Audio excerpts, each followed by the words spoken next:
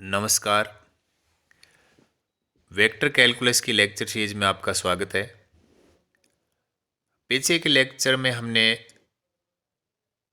Scalar point function या scalar field और vector field के बारे में डेफिनेशन और उनके एग्जाम्पल भी देखे थे।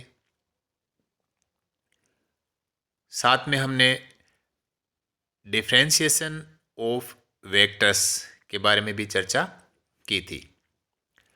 आज के लेक्चर में हम gradient of a scalar field के बारे में चर्चा करेंगे। यानी जो स्केलर फील्ड है उसका ग्रेडियंट हम किस तरीके से फाइंड कर सकते हैं, उसकी डेफिनेशन पढ़ेंगे और एक एग्जाम्पल के द्वारा उसके पूरे कंसेप्ट को समझने का प्रयास भी करेंगे। ग्रेडियंट को समझने से पहले एक ऑपरेटर के बारे में हम चर्चा करते हैं जिसको हम वेक्टर डिफरेंशियल ऑपरेटर कहेंगे और इसको डेल से डिनोट करते हैं। ये जो डेल भी इसको बोलते हैं, कई बार इसको नेबला भी बोलते हैं। ये जो साइन है वो वेक्टर डिफरेंशियल ऑपरेटर का साइन है और वेक्टर डिफरेंशियल ऑपरेटर डेल से डिनोट होता है और इसको इस तरीके से डिफाइन किया जाता है। Del equal to I cap जो कि एक्स एक्सिस की डायरेक्शन में यूनिट वेक्टर है, जे कैप वाई एक्सिस की डायरेक्शन में यूनिट वेक्टर है, के कैप जेड एक्सिस की डायरेक्शन में यूनिट वेक्टर है। तो डेल इक्वल टू होगा I cap del by del X plus J cap del by del Y plus K cap del by del Z.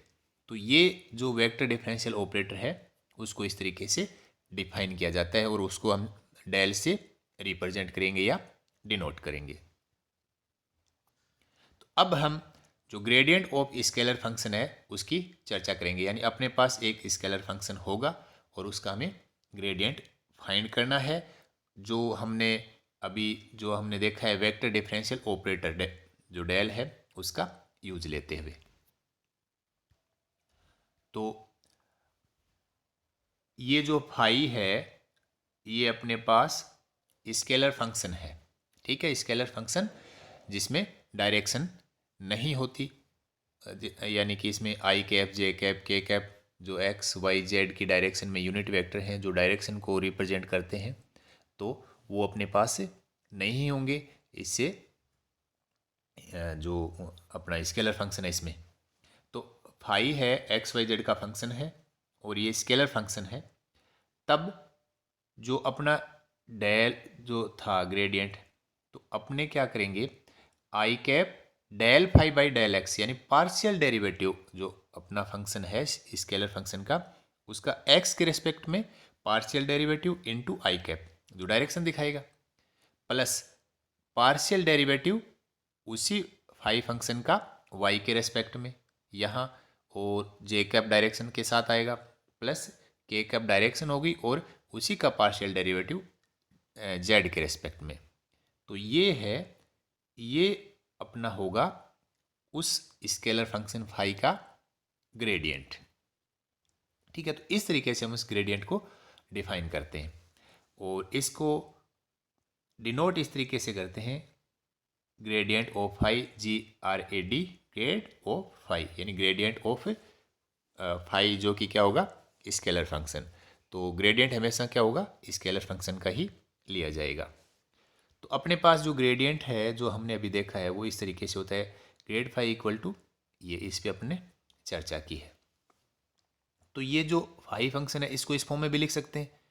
ये तो अपना operator था del, यानी ये जो फाई है वो सबके साथ में जो पार्शियल डेरिवेटिव और फंक्शन को फाई को हमने इस ऑपरेटर के बाद में लिख दिया या बाहर लिख दिया, ठीक है। तो इस तरीके से लिख सकते हैं। तो ये अपना हो गया डेल और ये अपना जो फंक्शन दिया हुआ था फाई। तो ग्रेडियंट फाई इक्वल टू अपना होता है डेल फाई। तो आगे जहाँ भी डेल फाई लिखा होगा उसे हमें क्या समझना है ग्रेडियंट फाई और उसको फाइंड इस तरीके से करते हैं।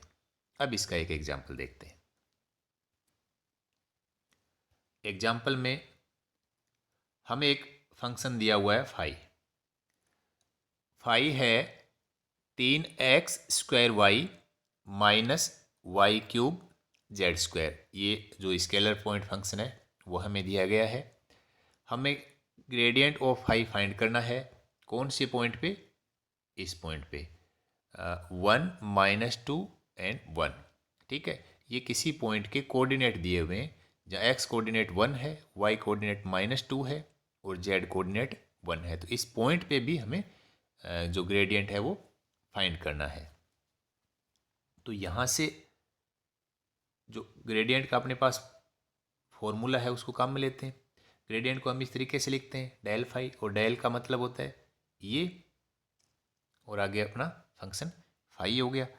या यूं कहें कि जो अपने पहले इसकी डेफिनेशन में देखा था कि इस जो फंक्शन फाई का है वो पहले एक्स के रेस्पेक्ट में पार्शियल डेरिवेटिव होगा, उसके साथ में आई कैप आ जाएगा, और फिर वाई के रेस्पेक्ट में पार्शियल डेरिवेटिव, उसके साथ में जे कैप, और फिर जेड के रेस्पेक्ट में पार्शियल डेरिवेटिव, उसके साथ में क्या आ जाएगा? के कैप।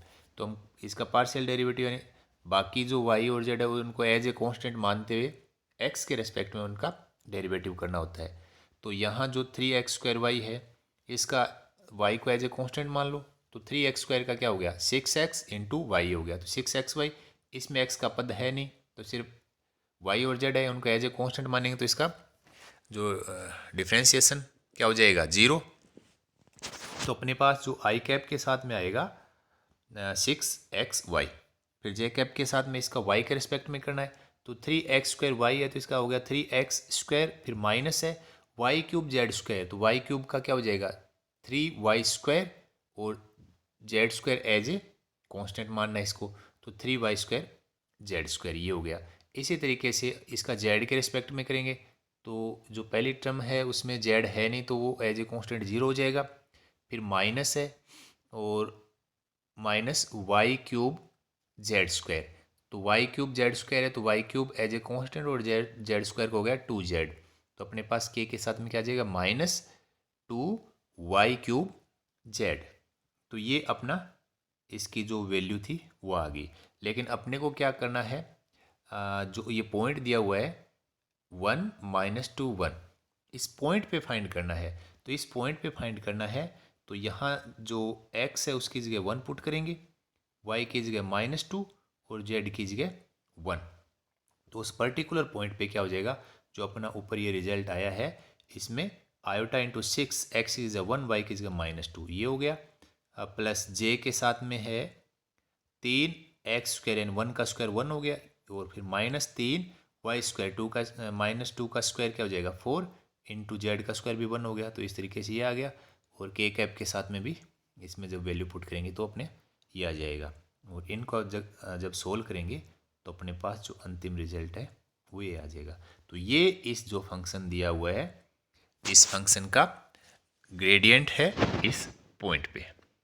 तो हमने ग्रेडियंट की डेफिनेशन की, साथ में हमें जो डेल ऑपरेटर है वेक्टर डिफरेंशियल ऑपरेटर उसको ध्यान में रखना है, और उसके बाद में वेक्टर डिफरेंशियल ऑपरेटर है हमारे आगे डाइवर्जेंस, कर्ल और उनमें भी आगे काम में आएगा, हर जगह वेक्टर कैलकुलस में हर जगह काम में आएगा, तो वो हमें ध्यान में रखना है। फिर उसका जो ये टर्म्स आगे आएंगी, ग्रेडियंट है, डायरेक्शनल डेरिवेटिव क्या होता है, कर्ल क्या होता है, डाइवर्जेंस, तो ये चीज़ें आगे काम में आती जाएंगी। तो इनका जो बेसिक कंसेप्ट है वो हमें ध्यान में रखना है। Thank you.